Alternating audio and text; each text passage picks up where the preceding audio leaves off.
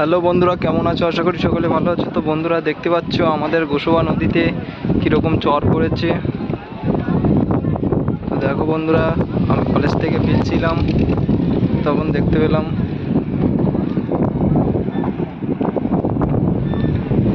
যে এখনো আরও ভাটা নামবে।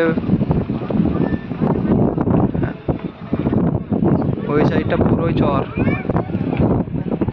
দেখতে পাচ্ছ তিনটে নদীর মাঝখানে একদম, মানে তিন দিকে নদী চলে গেছে, তিনটে নদীর মুখ। আর ওটা হলো গোসবার পাড়, আর ওটা চণ্ডীপুর, আর এটা হলো গদখালি।